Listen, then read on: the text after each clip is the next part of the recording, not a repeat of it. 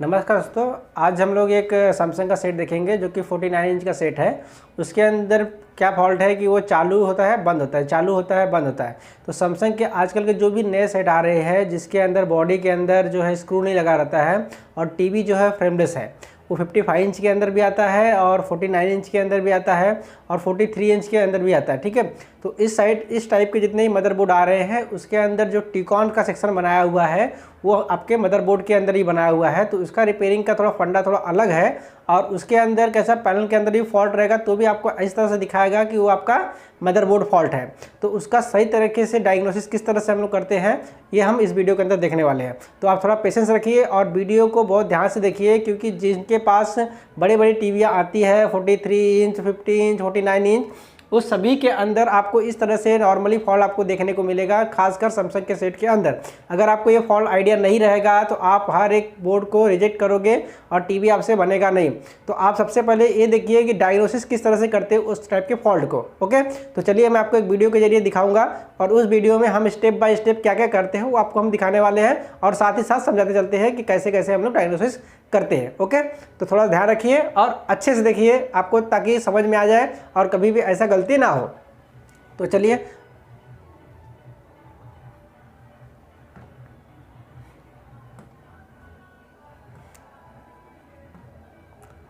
तो ये हमारा जो वीडियो है हम स्टार्टिंग से प्ले करते हैं इसको और उसके अंदर देख सकते हैं आप कि ये जो है 49 इंच का सेट है जिसके अंदर फॉल्ट है कि ये सेट जो है बार बार रीस्टार्ट मारता है।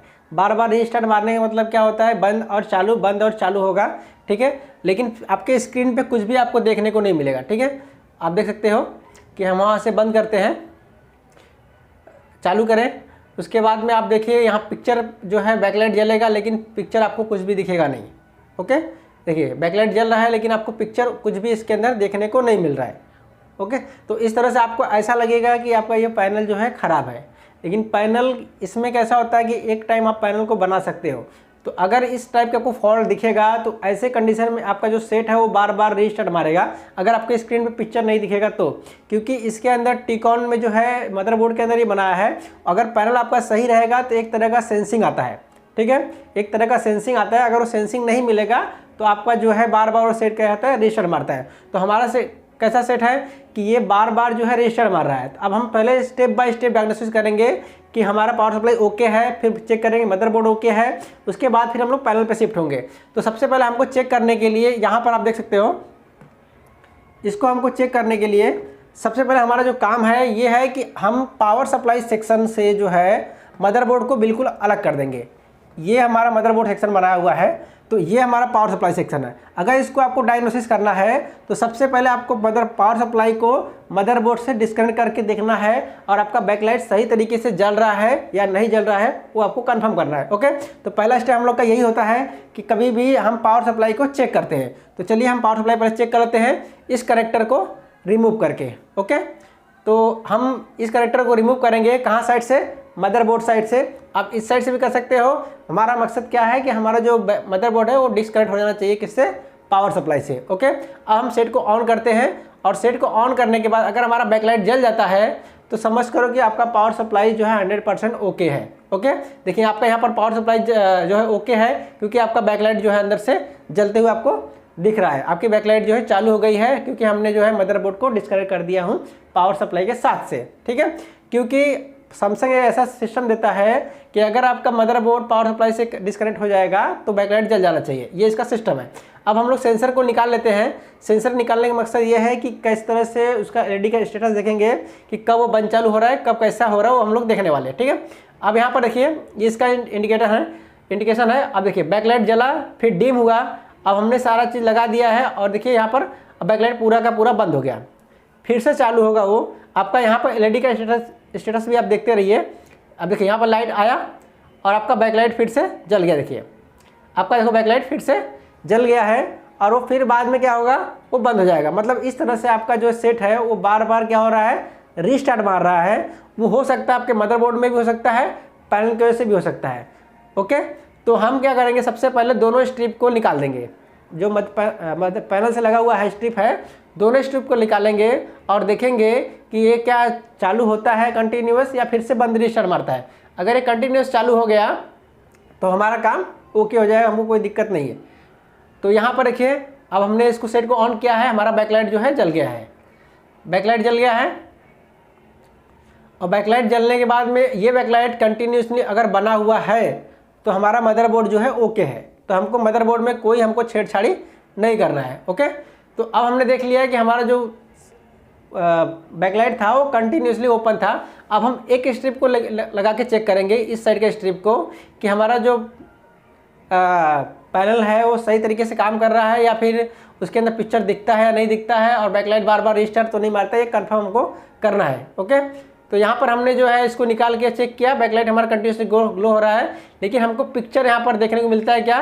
पिक्चर हमको देखने को कुछ भी नहीं मिल रहा है, सिर्फ हमारा बैकलाइट जल रहा है। ओके, बैकलाइट हमारा जल रहा है, बस ये देखने को मिल रहा है। अब हम इसको निकालेंगे और दूसरे वाले को लगा के देखेंगे तो क्या सेम स्टेटस है या स्टेटस हमारा चेंज हो गया है। अब हम दूसरे को लगा दिए और फिर से चालू करके देखते हैं कि क्या हमारा जो बैकलाइट है वो कंटिन्यूस जलता रहता है या फिर वो फिर से रीस्टार्ट मारने लगता है। बारी बारी से आपको एक बारी बारी से लगा के देखना होता है कि क्या स्टेटस रहता है। तो सही तरीके से डायग्नोसिस करने का तरीका आपको मैं बता रहा हूँ ताकि आप फ्यूचर में कभी भी ये सेट के अंदर दिक्कत ना आए। अब देखिए यहाँ पर मैंने लगा दिया है और देखिए बैकलाइट हमारा सही तरीके से जल रहा हुआ है। ओके, और हमारा देखो सेट जो है वो बंद हो गया है। और हमने अब दूसरा स्ट्रिप लगाते हैं हम लोग, क्योंकि हम देखते हैं बस कि चालू हो रहा है, उसके बाद बंद होता है नहीं, उसके बाद हम सेट को ऑफ कर देते हैं। अब देखिए हमने फिर से दोनों लगाया है और दोनों लगा के चेक कर लेते हैं फिर से एक बार कि क्या सेट पूरा फिर से मेरा बंद हो रहा है। अब देखिए अब फिर से हमारा सेट जो है वो बंद हो गया है। मतलब यहाँ पर आपको समझना ये है,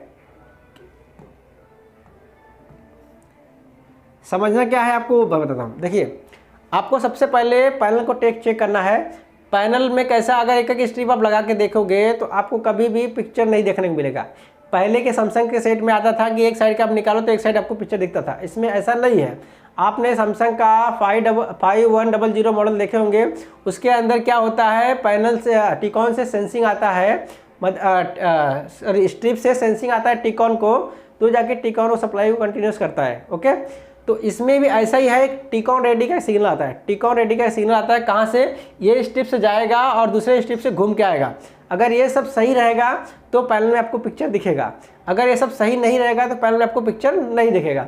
तो ऐसा होता क्या है कि यहाँ से सिग्नल जा रहा है लेकिन यहाँ से रिटर्न जो टिकॉन रेडी का सिग्नल होता है वो सही तरीके से नहीं आ रहा है, क्योंकि पैनल में कोई ना कहीं शॉर्टिंग है, इसलिए ऐसा दिक्कत देता है। ओके, तो अभी क्या करते हैं हम लोग कि बारी बारी से चेक करेंगे। तो बारी बारी से चेक करने से क्या होगा कि पैनल पूरी तरीके से ऑन नहीं होगा, लेकिन उतना ही ऑन हो जाएगा, आपका जो रीस्टार्ट मारा था वो रीस्टार्ट नहीं मारेगा, इतना कंफर्म हो जाएगा। ओके, तो उस ऐसे कंडीशन में क्या करना है, आपको बारी बारी से लगा के चेक कर लिए। अब आपको दोनों लगाना है और दोनों लगाने के बाद में फिर से देखना है क्या सेम स्टेटस पे है क्या। अगर सेम स्टेटस पे रहेगा तो आपको बारी बारी से इसमें और इसमें टैपिंग मेथड यूज करके आपको काम करना है। अब हम यहाँ पर टैपिंग मेथड का यूज़ करेंगे और हमको क्या करना है, सेट को सही तरीके से चालू करना है। अब यहाँ पर आप देख सकते हो फिर से आपका देखो यहाँ पर लाइट जो है वो चली गई है और बैकलाइट भी अपना सही तरीके से नहीं आ रहा है। ओके, अब ऐसे कंडीशन में आपको टेप लेना है और टैपिंग मेथड यूज करके किसी एक साइड का आपको ब्लॉक करके देखना है। ठीक है, अगर आपका पिक्चर आया तो अच्छी बात है, नहीं आया तो आपको दूसरे साइड टैपिंग मेथड यूज करना है। समझ में आया? अगर फर्स्ट साइड में आ गया तो आपको अच्छी बात है, आपका नसीब अच्छा है कि एक साइड में आ गया, लेकिन टैपिंग वही करना है जहाँ से आपके कंट्रोल लाइनें जाती है। सब जगह टैपिंग करोगे तो आपको कहीं भी रिजल्ट देखने को नहीं मिलेगा। टैपिंग प्रॉपर तरीके से करना है जहाँ पर सीकेवी लाइन या फिर आपके सिग्नल रहती है वो जाती है। ओके, अब हमने इस साइड में टैपिंग किया है और चालू करते हैं और देखते हैं क्या हमारा सेट कंटिन्यू से ऑन होता है या बंद हो जाता है। अब देखिए यहाँ पर हमने टैपिंग करके रखा है लेकिन सेट जो हमारा है वो बंद हो गया है। देखिए मतलब इस स्ट्रिप में हमारे में कोई दिक्कत नहीं है, दिक्कत कहाँ शिफ्ट हो गया, इस स्ट्रिप में। अब हम क्या करेंगे, इस स्ट्रिप को छोड़ देंगे, दूसरे स्ट्रिप में टैपिंग करके देखने वाले हैं कि दूसरे स्ट्रिप में अगर टैपिंग करके पिक्चर आता है तो अच्छी बात है, नहीं तो फिर कहीं ना कहीं आपके पैनल में ज़्यादा शॉर्टिंग होने से या फिर आपके कोई सप्लाई लाइन शॉर्टिंग होने से भी ऐसा दिक्कत आपको देखने को मिल सकता है। तो अगर इससे नहीं होगा तो हम लोग क्या करेंगे कि वहाँ पर जो पीसीबी लगा है, पीसीबी में ट्रेसिंग करेंगे कहीं शॉर्टिंग तो नहीं है, कोई VGH लाइन या फिर AVD लाइन कोई पे PF शॉर्ट तो नहीं है, वो चेक करेंगे। अब हमने इस साइड में टैपिंग कर दिया है और टैपिंग करके सेट को ऑन करते हैं और ऑन करने के बाद अभी हम लोग देख लेते हैं कि पिक्चर हमारा दिखता है या नहीं दिखता है। देखिए यहाँ पर कंटिन्यूसली अभी बैकलाइट हमारा जलते हुए आपको दिख रहा है। ओके, अब हम पिक्चर को टीवी को उठा के देखेंगे कि क्या पिक्चर हमारा आया है या नहीं आया है। अगर पिक्चर आया रहेगा तो हमारा काम यहाँ पर ख़त्म हो जाता है, अगर नहीं आया रहेगा तो हम आगे की प्रक्रिया को चालू करेंगे।